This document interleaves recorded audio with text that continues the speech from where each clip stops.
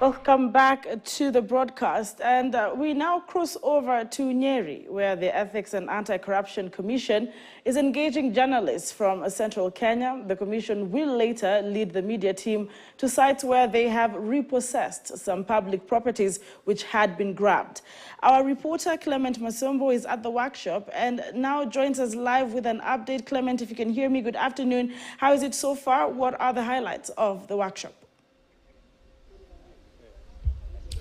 Well, very good afternoon to you, Anki. Indeed, today from Nyeri County, we are focusing on the fight against corruption in the country. And just like you rightly put it in your intro, is that today we are having sessions with the Ethics and Anti-Corruption Commission. We have had the first session in the morning, and right now where we are, this is actually one of the public land that had been grabbed initially by, this is just one of them. And speaking to the commission, commissioners and members from the commission earlier on, they had indicated that the commission has already they have 3 active cases in courts of land worth 1.2 billion.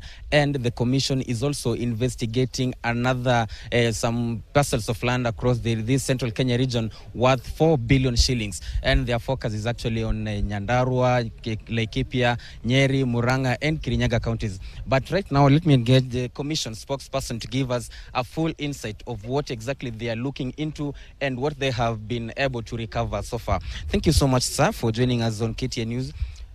What is the state of corruption, or be it theft of public property, funds, or even resources?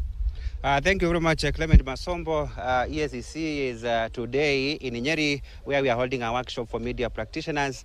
And as part of that training, we have come to one of the assets that has been grabbed from government. And right now we are at the compound of the regional commissioner, which is part of the grabbed property. In this area, land grabbing is a leading form of corruption.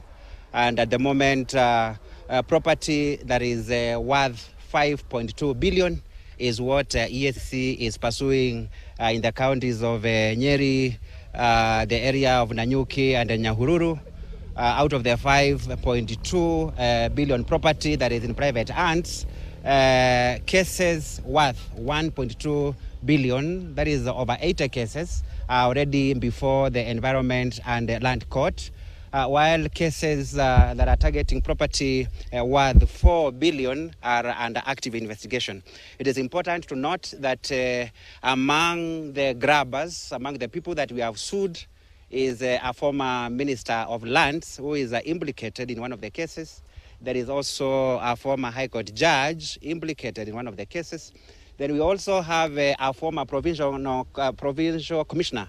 The former provincial commissioner is the one implicated in this particular case. When you look at the other side, that is the official residence of the RC, and a provincial commissioner at some stage hived off this land and sold it to a church.